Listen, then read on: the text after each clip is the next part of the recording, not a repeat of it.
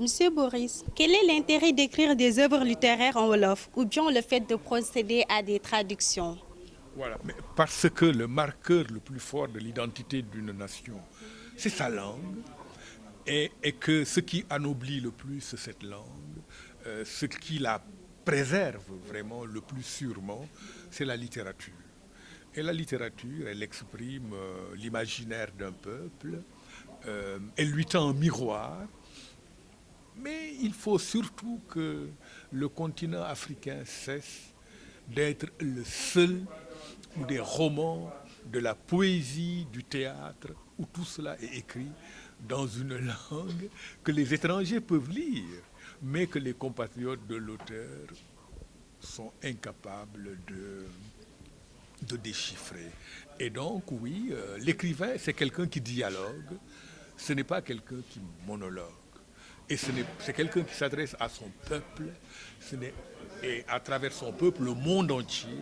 Ce n'est pas quelqu'un qui s'adresse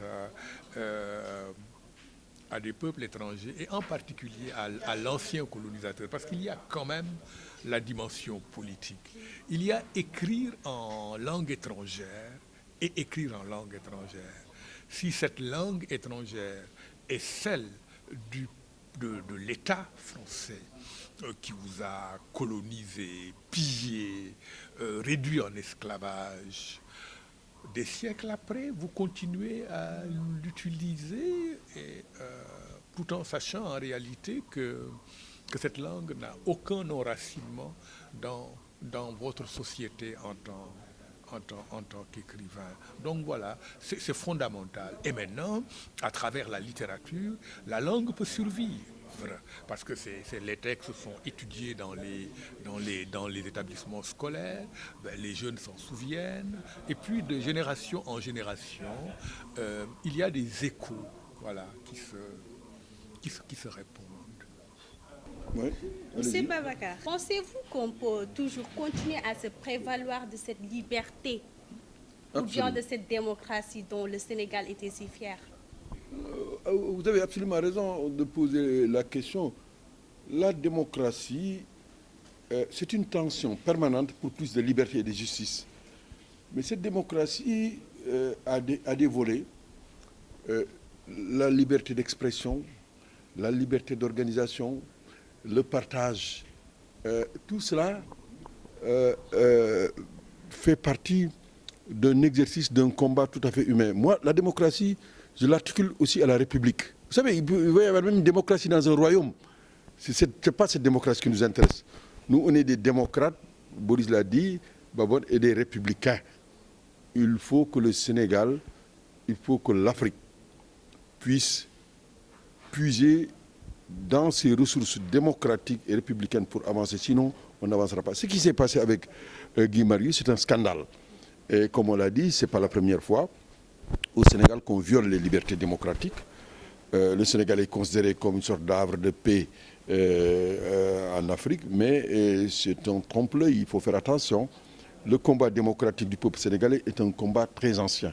On s'est battu pour avoir l'isoloir dans les urnes.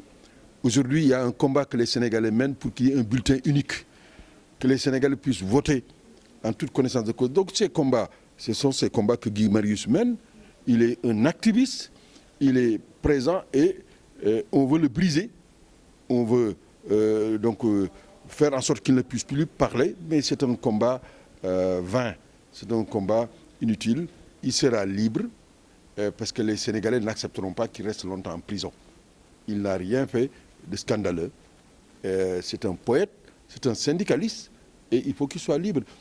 Nous pensons à Maïka, le jeune Tchadien qui a été expulsé du Sénégal. Nous pensons également à Kémy Saba. Il faut que ça s'arrête. Il ne faut pas que ce soit des tyrans qui dirigent nos pays.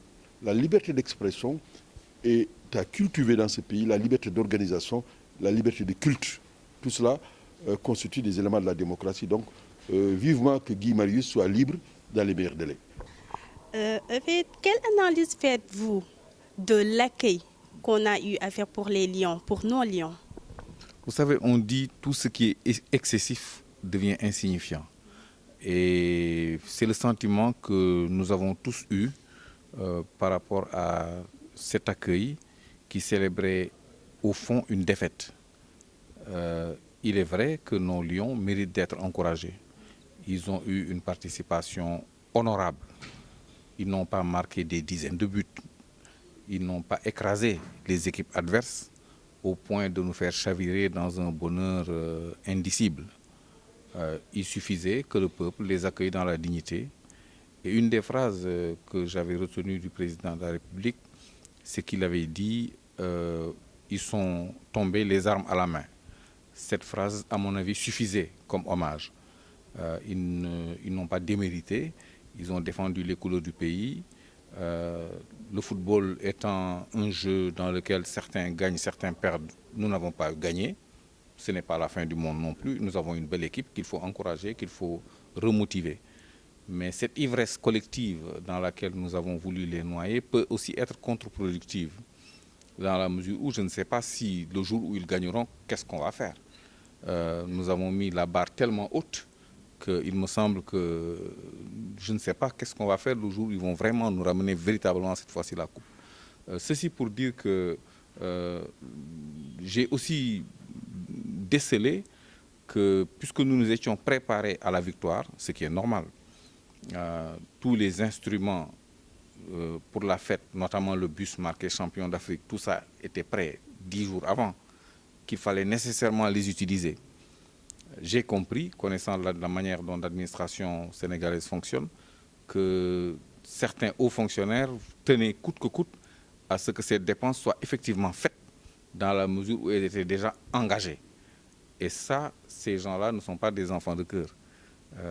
Tous les drapeaux qu'on a vus ont été achetés par quelqu'un, sûrement pas avec les deniers des milliers de chômeurs qui ont défilé. Des responsables politiques à la base, ça j'en connais un peu un rayon, ont mobilisé des ASC, leur ont donné à manger le jour même, les ont convoyés pour faire foule. Tout ça nous garde dans cette ambiance au Sénégal où on se laisse un peu trop aller et où le moment est venu qu'on s'arrête un peu pour faire le point. Écoutez, c'est comme c'est comme sur tous les sujets. Le gouvernement sénégalais fait preuve d'une certaine légèreté, pour ne pas appeler ça naïveté. Là où l'Algérie mobilise 28 vols, nous avons convoyé difficilement le 12e Gaïndé.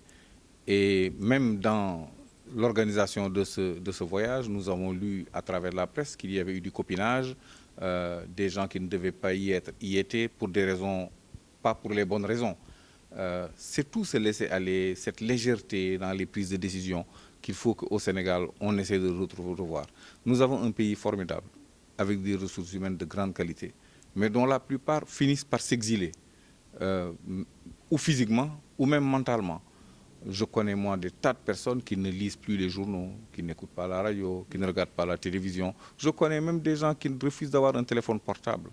Pour vous dire qu'il y a à l'intérieur du pays des gens qui s'isolent volontairement parce que l'environnement de crétinisation volontaire des citoyens est dissuasif.